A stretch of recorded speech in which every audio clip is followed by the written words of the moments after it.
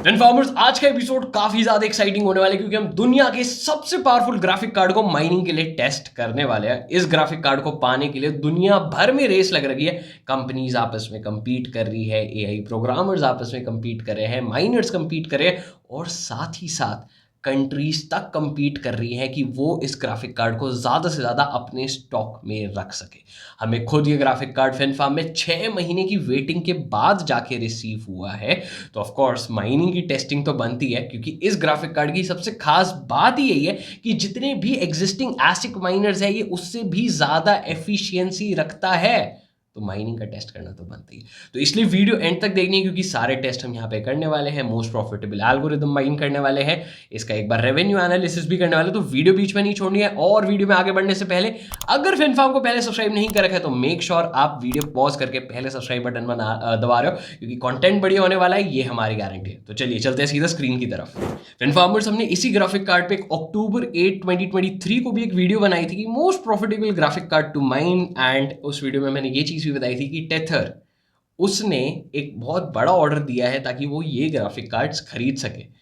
ठीक है, and tether ने खरीदा था। डेफिनेटली अगर आपको इस ग्राफिक कार्ड का पूरा इन डेप्थ एनालिसिस चाहिए तो वो इस वीडियो में है। जो ग्राफिक कार्ड की मैं बात कर रहा हूँ that is H100 model, Nvidia की तरफ से अभी तक का सबसे पावरफुल ग्राफिक कार्ड। तो वो इस वीडियो में उसका कंप्लीट एनालिसिस और कौन कौन सी कंपनी उसे खरीदने में इंटरेस्टेड थी और वहीं से क्यूरोसिटी जागी थी कि क्योंकि उस टाइम से लेकर अब तक रिटेलर्स तक के लिए ग्राफिक कार्ड अवेलेबल नहीं है। हमें खुद 6 महीने का इंतजार करना पड़ गया सिर्फ इस ग्राफिक कार्ड को टेस्ट करने के लिए। और अगर हम अभी अमेज़ॉन पे जाते हैं तो अमेज़ॉन पे सेलर्स बेच भी रहे हैं, वो बहुत ज़्यादा प्रीमियम रेट पे बेच रहे हैं। इंडिया में तो अभी तक अमेज़ॉन पे अवेलेबल भी नहीं है। This is amazon.com and 43,000 almost $44,000 का आपको ये ग्राफिक कार्ड पड़ रहा है। और अगर मैं यहाँ पर गूगल पे जाके H100 सर्च भी कर लेता हूँ, डेफिनेटली सबसे ऊपर तो अमेज़ॉन ही आता है। बट अगर हम नीचे जाते हैं, एनवीडिया तो अपनी ऑफिशियल वेबसाइट पर आउट ऑफ स्टॉक कर चुका है। अगर आपको लेना भी है तो आपको B2B डील्स ही करनी पड़ेंगी। अगर आप एज अ रिटेलर खरीदना चाह रहे हो तो आपको ये 43-44,000 का एक हेक्टिक प्राइस टैग पे करना पड़ेगा। आपके पास कोई और ऑप्शन नहीं है। एंड इवन अगर मैं नीचे स्क्रॉल भी कर रहा हूँ तो जैसे वाइपर टेक पे $32,000 का लिस्टेड है, यहाँ पे 32,000 यूरोस का लिस्टेड है एंड 70 lakhs का ग्राफिक कार्ड, ऑलमोस्ट 40 lakhs का ग्राफिक कार्ड। तो आप देख रहे हो प्राइसिंग में इतना ज़्यादा डिफरेंस है। लाइक 50 lakhs का भी यहाँ पे ग्राफिक कार्ड है बट प्राइसिंग में इतना डिफरेंस इसलिए ही है क्योंकि अगर आप एज अ रिटेलर लेना चाह रहे हो, आप as a consumer and consumer लेना चाह रहे हो तो आपको ये हेक्टिक प्राइस टैग देना पड़ेगा। जैसे जो एक्चुअल में B2B डील्स हुई थी वो समवेयर अराउंड 15 से $20,000 के बीच में हुई थी, जो सबसे पहली डील्स हुई थी बल्क में। बट सिंस अब आप रिटेलर की तरह ले रहे हो तो आपको more than double the price पे करना पड़ रहा है अगर आपको एक ग्राफिक कार्ड चाहिए, क्योंकि इतनी ज़्यादा इसकी यहाँ पे कमी हो रखी है। इवन UAE ने सेपरेट अपना बजट बनाया है पूरी कंट्री का जिसमें वो सिर्फ इसी ग्राफिक कार्ड को स्टॉक करने वाली है। तो डेफिनेटली इस ग्राफिक कार्ड ने मार्केट में तहलका तो मचा ही रखा है और इसी वजह से यहाँ पर बहुत ज़्यादा ओवर प्राइस्ड बिक रहा है। अब मेन चीज़ है, ग्राफिक कार्ड हमारे पास आ चुका है। सबसे पहली चीज़ जो है हमें इसकी टेस्टिंग करनी है। सिंस ये एक AI मॉडल का ग्राफिक कार्ड है, ठीक है, डीप लर्निंग GPU सबसे ज़्यादा जो यूज़ हो रहा है वो AI में यूज़ हो रहा है। ChatGPT के क्रेज़ के बाद तो बस AI इंडस्ट्री पूरी की पूरी बूम ही कर रही है। तो पूरी AI इंडस्ट्री में ये ग्राफिक कार्ड सबसे ज़्यादा यूज़ हो रहा है, इसलिए इसमें कोई डिस्प्ले पोर्ट्स भी एक्स्ट्रा नहीं आपको दिख रहे हैं। उसका रीज़न यही है कि ये आपको डिस्प्ले नहीं देता है, ये कंप्यूटिंग के लिए ही ग्राफिक कार्ड आपका बना है। अब फिनफार्मर्स, वो टाइम आ चुका है जहां पर हम इस ग्राफिक कार्ड को टेस्ट करने वाले हैं और एग्जैक्ट इसका हैश रेट जानने वाले हैं कपाओ एल्गोरिदम पे। तो मैंने इसको लिनक्स पे इंस्टॉल कर रखा है। सबसे पहली चीज़ मैं यहाँ पे कमांड पेस्ट कर रहा हूँ एंड आई हिट एंटर।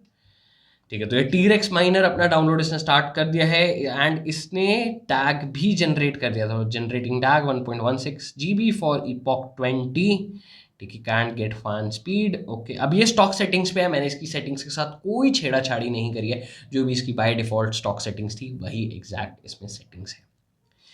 ठीक है, तो इसने अपनी हैश रेट भी दे दी है दैट इज 150.77 मेगा हैशेस। और कौन सी एल्गोरिदम पे हम कर रहे हैं? कपाओ एल्गोरिदम, मतलब आपका रेवन कॉइन हो गया, क्लोर AI हो गया, AIPG हो गया, ये तीनों अभी तक की मोस्ट प्रॉफिटेबल कॉइन्स यही चल रहा है। तो इन तीनों पर ये ग्राफिक कार्ड 150 की हैश रेट यहाँ पर डिलीवर कर रहा है। तो 150 hash rate, that is something good. एक बार इसके यहाँ पे थोड़ी देर में पावर कंजम्पशन भी आ जाएगा कि कितना पावर कंजम्पशन ले रहा है, और एज ऑफ नाउ हम इसे बाकी ग्राफिक कार्ड्स के साथ भी कंपेयर कर सकते हैं जब तक वो कर रहा है। तो मैं इसे 4090 के साथ कंपेयर करने वाला हूँ। व्हाट टू माइन पे हूँ, मैंने 4090 यहाँ पे सिलेक्ट कर रखा है। तो कपाओ एल्गोरिदम यहाँ पर मुझे दे रही है 67 mega hashes while consuming 330 watts. ठीक है, अब ये 67 जो देता है, ये जो व्हाट टू माइन दिखा रहा है, ये आपको सेटिंग्स मॉडिफाई करके दिखाता है। अगर हम इसे स्टॉक सेटिंग्स पे लेके जाए तो आपका 4090 भी 40 से 45 मेगा हैशेस ही देता है, और अभी H100 भी बिल्कुल स्टॉक सेटिंग्स पर है। तो मेरी पावर कंजम्पशन भी यहाँ पर आ चुकी है, that is 697 and temperature is 54। Temperature के लिए मैं कहूँगा ये काफ़ी कम टेम्परेचर पे है, क्योंकि इवन मेरे RTX 30, 60, 40, 70 वो भी as of making this video अगर वो माइन कर रहे हैं तो इससे ज़्यादा का टेम्परेचर रख रहे हैं, अराउंड 55 से 60 डिग्रीज का। तो उस हिसाब से इसका टेम्परेचर बहुत अच्छा है। एंड अभी ऑफ कोर्स 10 मिनट बाद पता चल जाएगा इसका टेम्परेचर कितना बढ़ रहा है कितना नहीं बढ़ रहा, बट डेफिनेटली ये ग्राफिक कार्ड ज़्यादा टेम्परेचर्स होल्ड करने के लिए बना हुआ है, क्योंकि ये बना ही उस हिसाब से ताकि 24/7 चल सके।